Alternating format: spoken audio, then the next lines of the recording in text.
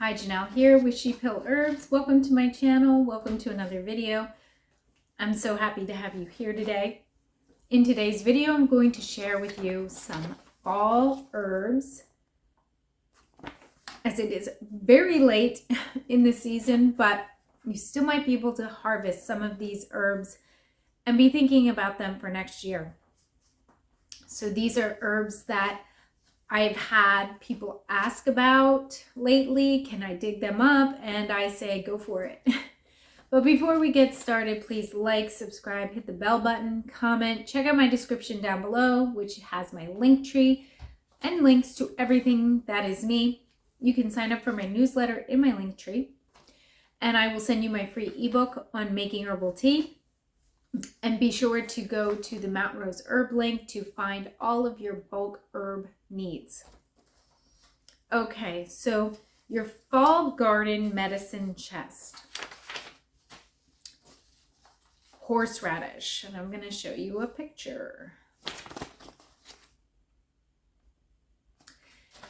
And there are days before winter finally turns the corner and it's frozen earth that warm up. We have had 50 degrees for about a week, and I've had people ask me, can I dig up my horseradish root? And the other root that I'm going to mention, burdock root. And the answer is yes, go for it. Here are burdock burrs. As for, there's the burrs.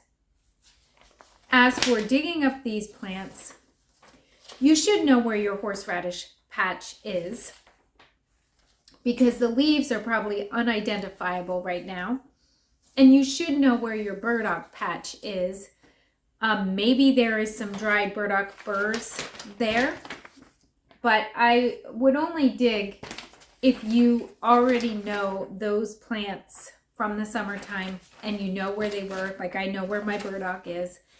And then go ahead, and I would get a pointed shovel, maybe even a trowel, clean it off. In fact, if you use your shovel for other purposes, it's a good idea to wash with some soap first and a rag before you dig up your roots, even though you will wash your roots.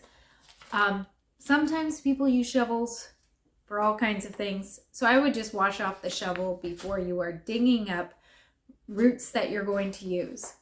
But you can dig up horseradish if the ground is not frozen, and you can dig up burdock root and pretty much any other plant root. Fall, like true fall, is a good time, but sometimes we do need these plants right before winter really hits, and you can dig them up.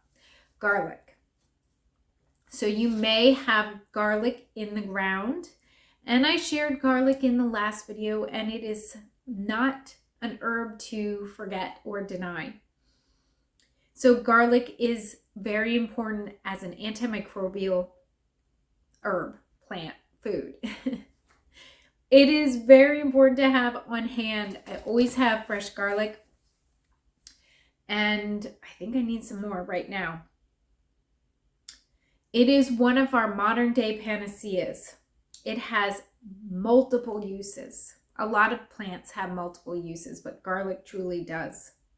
Very good for strengthening the immune system, can strengthen and clean out the circulatory system. It has been consumed in large quantities to help kick out illnesses from the body. Some research has found that DNA protective effects of garlic are less damaged by heat if the garlic is chopped or crushed and allowed to stand 10 minutes before cooking. If you are using garlic for circulatory or reproductive health, there are no usage time frame limits.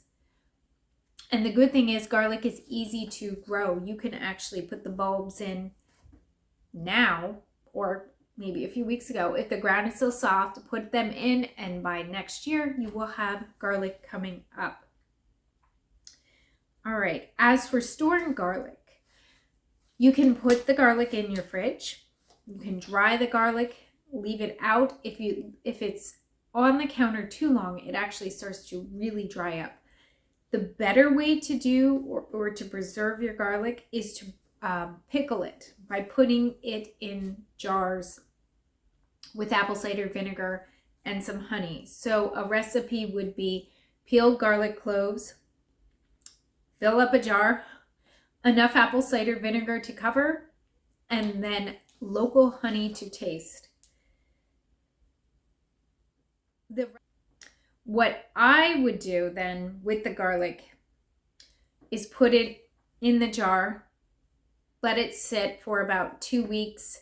You can decide whether or not you want to strain the garlic and just keep the vinegar and the honey, or if you want to keep the garlic in there, I probably would keep it in there and take out cloves at a time, chop them up and use them without cooking and put them on any fresh salads or anything, like maybe even hummus, and just chop up the garlic and put it on top. Eat a clove of the pickled garlic whenever you wish, but for treating a cold or flu, eat 3 to 5 cloves a day. And I've heard more than that in some cases. Some herbalists say more than that amount. Okay, and this is a beautiful jar of garlic. Maybe put a sprig of rosemary in there with your apple cider vinegar and honey. Parsley. Parsley likes cold weather, so you can still collect your parsley right now. Parsley, the root is very therapeutic. So you might want to dig up your roots if you have a lot. Wash them, dry them. Very good action on the kidneys. I like the greens, very rich in vitamins and minerals, and also good for releasing uric acid and built up toxins from the whole urinary tract system. Can be helpful with things like gout and arthritis. Okay. Parsley is kind of funny about drying the leaves. The leaves can turn like a pale green, yellow color sometimes. I don't really like dried parsley. The root, though, can last and be much stronger. So that is something I keep for herbal formulas. So I have a urinary tract formula. I use the parsley root. My parsley, as far as the greens, I like to eat fresh, and I always have parsley on hand. I don't think I have any more in my garden, but I'll buy it regularly. And I have an organic farm that still has some. Okay. Burdock. I have been talking about burdock a lot lately. It is on my mind and others' mind. Burdock is rich in vitamins and minerals, including phosphorus and calcium. You may find it at the supermarket. Certain markets, I would say like a Whole Foods, maybe a Wegmans. Traditional burdock has been used as a diuretic for clearing the bloodstream of toxins. It's thought to be especially helpful for easing liver complaints and other digestive disorders. Eating or drinking tea of burdock root may also help clear skin, such as psoriasis and eczema. And that, I would say, I have seen major skin improvements for myself with the addition of burdock into my diet. So eating burdock, but really drinking the tea regularly, very, often. So this just brings me to another point. If you have some kind of long-standing thing, let's say with your skin, maybe you have acne, anything that you've had for a while that's kind of chronic, if you want to get to the root of it, to the bottom of it, think roots, because roots really help purify the system. But also you can send me a message via my website, cheaphealherbs.com. I do Zoom appointments, herbal consultations, and I also do remote Zyto Compass scans to help you come up with your, we work together to come up with your herbal protocol to improve things like your skin. Okay, and the last herb I'm going to share, marshmallow and marshmallow root. So here is our plant. The plant is not going to be out and growing right now, but The marshmallow leaves and roots have been used around the world for their emollient action. It's very slimy, slippery, demulcent. Marshmallow can soften and soothe their internal membranes. It's used for sore throats and bronchial passages. Dried marshmallow root can be used in teas to soothe a sore throat. And it's approved by the German Commission, E, for treating inflammation of the stomach, mouth, and throat. I often add marshmallow root to all urinary formulas because if there is any sediment, you want an herb that is going to soften and help soothe tissues and also break apart that sediment. So if you have a marshmallow patch and you know where it is and you can still get the roots, you can dig them up and wash them and slice them and dry them. Turn them into a syrup or a tincture. Now syrups are very thick, like slippery elm when you make a syrup out of marshmallow root. I personally like to dry roots, have them powdered, put them the powder in capsule, or add some of the powder to teas. I really don't particularly like tincture of marshmallow. Okay, but if you are up for making the syrup, I'm going to share a quick recipe here. To make an easy syrup, start by making an herbal tea. So you're going to make the tea first with the root.